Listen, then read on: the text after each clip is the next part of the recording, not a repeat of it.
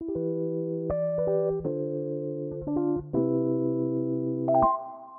Podcast.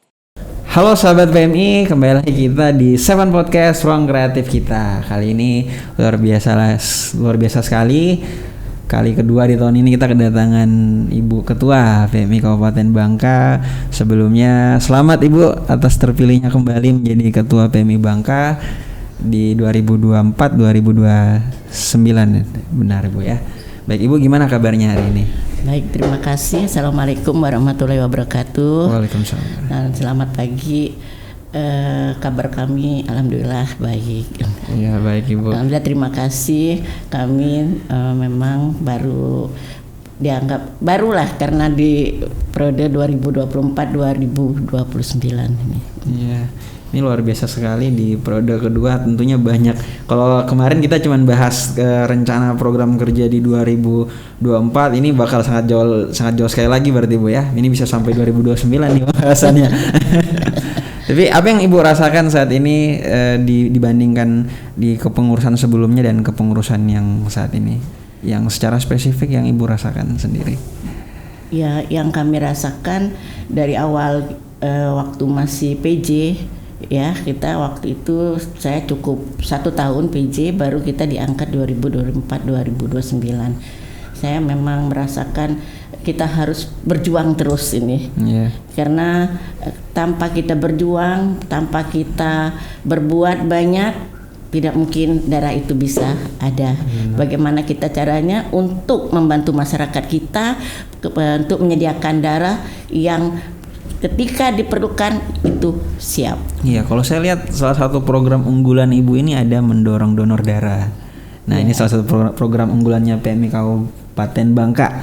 Nah, sebenarnya latar belakang dan tujuan utama PMI Kabupaten Bangka sendiri dalam program donor darah ini, saya melihat sudah ada beberapa turun ke instansi pendidikan, khususnya kampus. Nah, latar belakangnya itu seperti apa Bu alasannya? Ya, latar belakangnya yang pasti itu karena kebutuhan akan darah ini terus meningkat.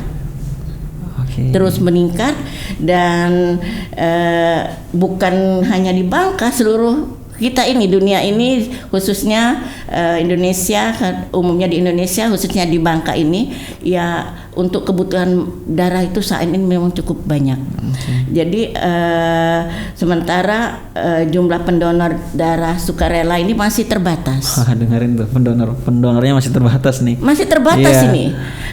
Karena dalam konteks peningkatan kesadaran masyarakat ini terhadap pentingnya donor darah sukarela sangat diperlukan untuk pemasukan darah yang kita butuhkan ini. Karena apa? Masyarakat ini masih perlunya kita sosialisasi juga. Kembali ke untuk dunia pendidikan. Nah, ini memang kami mengajak anak-anak ini sudah mulai dari dini. Sebatas dari umur 18 tahun ke atas ya. Itu sudah kita ajak untuk bagaimana kita harus tahu itu untuk berbuat baik, nah, untuk sesama. Nah, ini dimulakan hanya di dunia pendidikan kampus, universitas, tapi kita sudah mulai dari awal anak-anak ini di SMA. Oh, udah mulai di SMA juga. Sudah. Dari SMA, makanya ketika kita berkata untuk pendidikan, dunia pendidikan, kami sudah memulai dari SMA nih. YPN Belinyu, juga anak-anak SMA kita di Kabupaten Bangka, ketika ada kegiatan donor darah itu ada. Khusus YPN Belinyu itu kita cukup banyak anak-anaknya sudah menyadari akan kebutuhan darah ini sangat penting. Itu sekali kita donor darah lebih kurang 40 anak itu ada. Sekali mengadakan kegiatan donor 40-an yang karena umur mereka 18 tahun pemula. Nah, itu pemula ini yang memang kita dari awal untuk dapat membina mereka, untuk mengarahkan mereka untuk dapat berbuat untuk ke masyarakat ini. Oke, baik Ibu. Nah, selanjutnya ini kan terkait kolaborasi antara instansi pendidikan, dan salah satunya kalau kami lihat dari provinsi ini adalah sasarannya ada berada pada kampus-kampus selain daripada sekolah-sekolah tadi. Nah, ini seperti apa proses kolaborasinya antara PMI Kabupaten Bangka dengan sekolah-sekolah itu dengan kampus itu dalam rangka kegiatan donor darah? Adakah semacam kayak perjanjian atau apa seperti itu? Untuk di sekolah-sekolah itu kita belum ada namanya MOU, hanya kita sering sekali langsung dari sekolah untuk menghubungin kita ketika waktunya untuk berdonor darah. Rutin berarti Bu ya? Iya. Tapi kalau untuk di perguruan tinggi kita sudah ada memang MOU dengan perguruan tinggi yang baru-baru ini di Universitas Bangka Belitung. Oh ya baik, ini batu loncatan berarti Bu ya? Iya. Sebelum merambah ke itu sudah sebenarnya yang lalu-lalu itu sudah kita mulai dengan dengan adanya di IAINSAS Babel, di Polman Babel, itu sudah ada, tiap tahun itu ada. Tapi untuk yang kita pakai MOU untuk itu dilaksanakan 3 bulan sekali, ya ini kita baru di UBB. Oh, UBB ya. Alhamdulillah Bapak Profesor Ibrahim itu menyambut baik untuk kita bekerja sama untuk dunia pendidikan ini, untuk peduli ke masyarakat. Bisa berkontribusi untuk masyarakat juga. Untuk masyarakat itu berkontribusi bukan hanya ilmunya, tetapi juga untuk kesehatan. Baik. Sampai dengan saat ini ada tantangan nggak Bu untuk mengajak para pendonor darah di tingkat pendidikan ini, di instansi pendidikan ini? Ada kendalanya apa gitu sampai sini? Saya pikir tidak ada kendalanya, karena diawali kita saling bukan langsung membentuk MOU, tetapi kita berkoordinasi dulu, menyampaikan dulu, dan kita sampaikan konsep kita untuk MOU kita bagaimana, mereka pelajari dulu apakah masuk apa tidak di dunia pendidikan, ataukah cocok ataukah pantas gitu. Nah itu kita sampaikan. Nah, ketika sudah kita jemput lagi, berkoordinasi lagi mana yang baiknya, mana yang harus kita terapkan. Alhamdulillah pada waktunya kita sudah diundang dari UBB untuk MOU waktu itu. Oke, baik. Nah, kalau kita melihat perubahan antara ketika sebelumnya belum melibatkan instansi pendidikan atau kampus itu dengan saat ini, ada kenaikan drastis nggak terkait stok darah yang ada di Kabupaten Bangka? Ya, kalau kita lihat memang ada kenaikan drastis ya.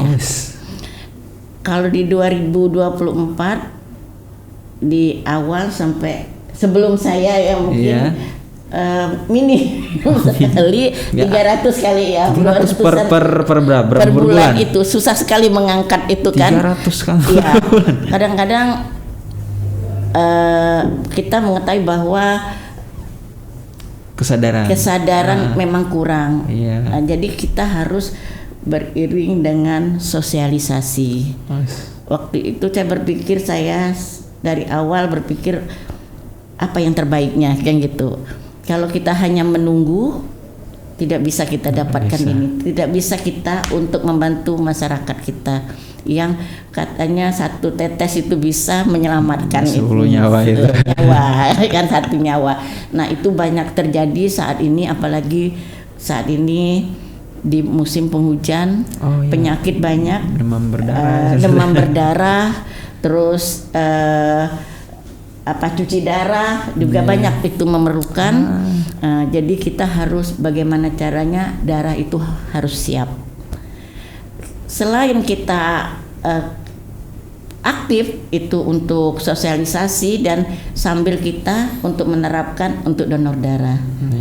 Nah, karena kita ketahui bahwa masyarakat ini ada yang masih takut dengan jarum. Nah, itu jarum nih.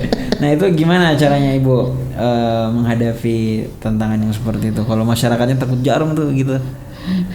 Kadang-kadang ya kita kasih masukan lah bahwa jarum ini ya kalau tidak kena ya memang itu, tapi selama sepanjang kita donor darah belum ada yang tidak selamat gitu. Benar. Kedua ya kita juga harus menyampaikan bahwa pendonor harus tidak mengkonsumsi obat. Persyaratan itu Bu ya. Persyaratan itu, dan mereka harus tidurnya nyaman. Pagi harus makan. Nah, insya Allah itu tidak akan terjadi. Nah, apa yang kami alami mungkin yang sudah banyak paham ini daerah Belinyu kayaknya ini selalu paham. cetak gol terus kalau donor darahnya. Karena mereka sudah paham. Perlunya dia donor darah untuk diri dia sendiri, untuk menolong orang. Oke, baik. Berarti kalau dibagi per kecamatan saat ini, kecamatan dengan kesadaran donor darah tertingginya ada di Belinyu. Di Belinyu kesadarannya. Kalau di Sungai Liat memang banyak, tapi dari kalangan bermacam-macam, dari dunia pendidikan, dari perkantoran kan gitu. Jadi kalau kita lihat sekali kita donor darah massal itu yang the bestnya itu di Belinyu. Kalau Ibu sepanjang setahun ini melihat pendonornya yang mendonorkan darahnya lebih banyak kaum muda apa kaum yang sedikit di atas muda itu kalau Ibu melihatnya, apa campur aja gitu? Campur aja itu. Campur aja. Lumayan lah.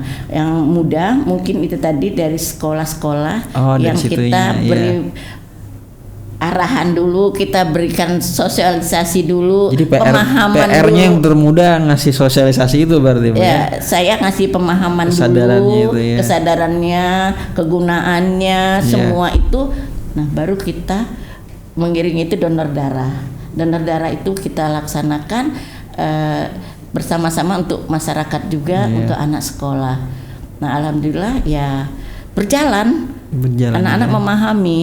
Yang tadi awalnya takut jadi tidak takut gitu. Karena tahu manfaatnya luar biasa sekali. Manfaatnya banyak sekali untuk diri kita sendiri. Selain untuk kesehatan si pendonor juga ya, Bu ya. Untuk kesehatan dia dan untuk orang lain juga. Orang lain itu.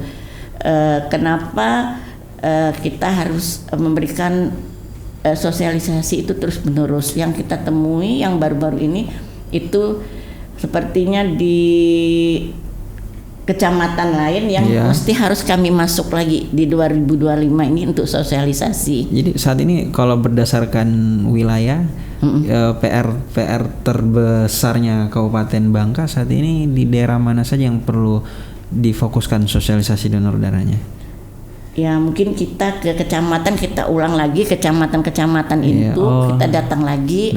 Mungkin yang paham kita ajak, yang belum paham pun kita ajak. Jadi mereka nanti akan sharing juga kan. Nah, kenapa? Karena pengalaman kita baru-baru ini di satu kecamatan ternyata mereka tuh bukan tidak mau, karena tidak paham. Nggak paham itu. Iya, dan takut. Tidak paham kenapa? Mereka datang, tapi lagi ibu-ibu yang menyusui, ibu-ibu yang hamil, ibu-ibu yang makan obat. Pokoknya karena tidak paham. Sebenarnya mereka mau. Nah, itu intinya. Jadi ini perlunya kita sosialisasi lagi sambil kita mengajak untuk donor darah juga. Alhamdulillah kalau di Kabupaten Bangka untuk kebersamaan tuh ada juga KPD kan, komunitas kita pendonor darah. Itu luar biasa banget itu. Luar biasa. Se-Bangka Belitung komunitas pendonor darahnya yang paling aktif ini di Bangka. Jadi ketika kita tidak siap darah itu di UDD, saya langsung bel itu. Nah, mereka nyariin bantu. Nah, itu ada cari solusinya. Jangan kita sekali-sekali mengatakan tidak ada, habis. Nah, itu bukan pelayanan yang cantik. Jadi kalau kita ada pelayanan, bantu berarti kita coba kita carikan. Dan kalau minta misalnya 4 atau 5 kantong itu kan belum tentu dipakai satu hari. Nah, berarti kan gitu. Kita carikan dulu pagi ini 2 kantong dulu. Yang penting ada usaha. ada usaha dan kita betul-betul membantu untuk kesehatan yang memerlukan ini. Baik. Sampai dengan saat ini gimana respon dari mahasiswa Ibu dan pihak kampus terkait dengan kerjasama atau kegiatan donor darah yang rutin dilaksanakan di kampus-kampus di Kabupaten Bangka? Ya, responnya sangat baik. Mereka menerima. Ya, ini bukan hanya mahasiswa. Kalau di UBB, Nata kemarin dari rektor 1, 2 sampai ke dekan, sampai ke dosen, mahasiswa donor semua juga, donor darah. Sampai satpamnya juga kali. Iya, satpamnya juga, cleaning service juga ikut donor darah. Karena mereka ada yang memang sudah pernah, ada juga yang belum. Nah, itu karena kepengen juga mereka berbuat baik, tapi masih takut. Tadi itu yang perlu kita berikan penjelasan, informasi yang itu, banyak itu. Di edukasinya itu tetap terus berjalan. Sampai kapan rencananya itu, Bu? Terkait edukasinya itu, Ibu akan fokus di edukasi donor darah itu sampai kapan? Ya sampai masyarakat mengerti, memahami gitu kan pentingnya dari donor darah ini, karena darah ini nggak ada jualnya di warung kan, di toko-toko soalnya nggak ada jualnya. Pakai kantong kresek gitu ya. Ada. Jadi dengan usaha inilah mari kita bersama-sama untuk dapat membantu dari masyarakat kita yang memerlukan darah ini. Berarti 5 tahun ke depan salah satu program prioritas Ibu berada di edukasi donor darah itu sendiri. Utamakan. Karena semakin hari saya lihat, saya bukan ngelihat rumah sakit ini bukan ngelihat yang sakit, rumah sakit itu nggak muat lagi loh. Jarang terjadi ini. Sekarang sampai permintaannya bisa 10 banding 1. Kamar itu bisa ganti-gantian 3 hari. Saya lihat itu kan ada yang duduk dulu baring dulu di ruangan. Nah, sampai full. Malah sekarang jangan-jangan nanti ada sistem waiting list lagi Bu nanti. Nah, jadi sebelum masuk harus nyiap dulu kan. Masuk jadwal tunggu dulu. Oh, ini belum boleh masuk ya. Karena sudah banyaknya penduduk kita juga pertambahan penduduk, terus ada musim sekarang ini sudah buah-buahan cuaca kan gitu. Yang jelas kemarin kita baru di Bintek kita donor darah, ternyata ada lebih dari mungkin 5 orang 6 orang yang datang itu gagal karena tensinya tinggi. Salah satunya makan durian. Gitu. HP-nya tinggi. Nah, itu ada yang rendah. Itu aja penyakitnya itu. Nah, mereka siap, tapi kita yang kita tidak bisa mengambil darah semau kita, sehingga apa yang kita mau ambil aja, malah syaratnya nggak bisa. Itulah kemarin itu kita yang gagal itu ada lebih dari 5 orang. Ya karena posisinya itu kondisinya yang tidak sehat. Apalagi anak muda zaman sekarang seneng banget makan durian. Ngelihat di pasaran juga udah 10 ribuan sekarang. Iya.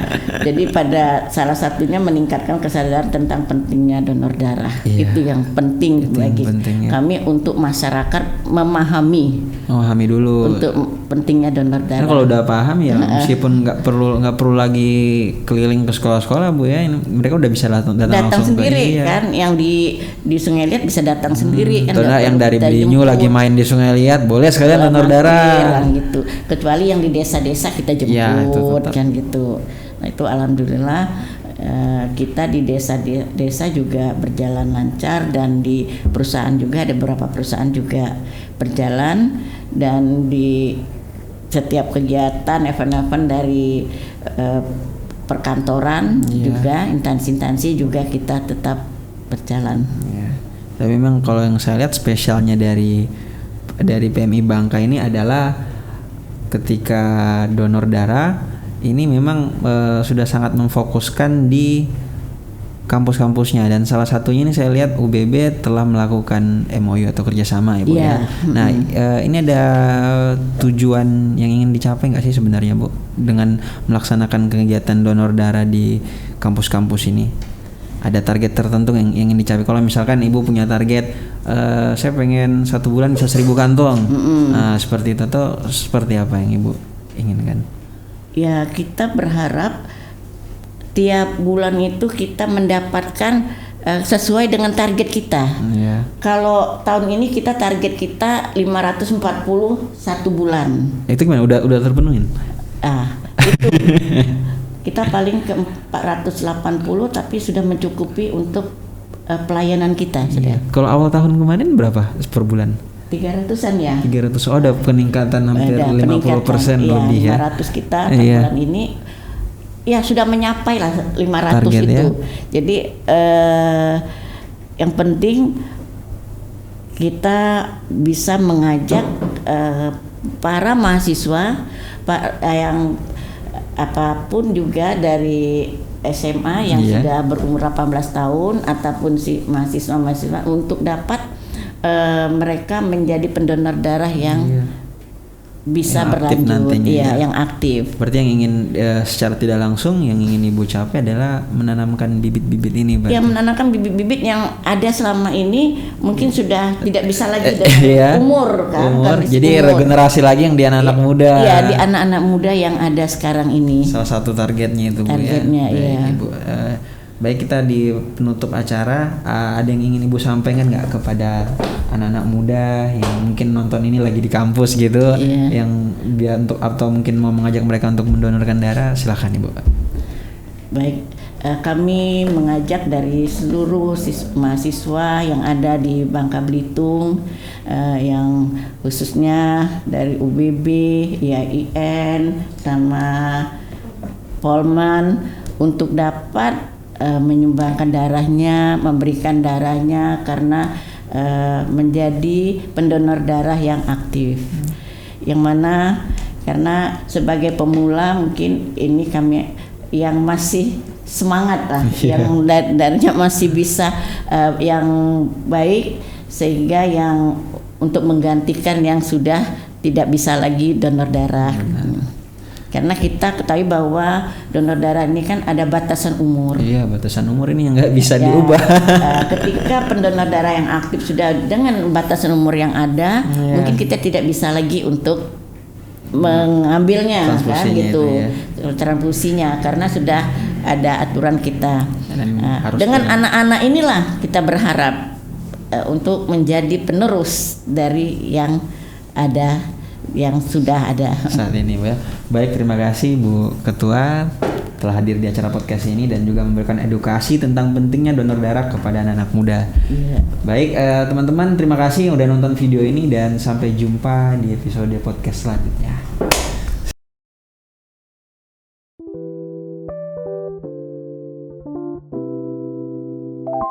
Seven Podcast.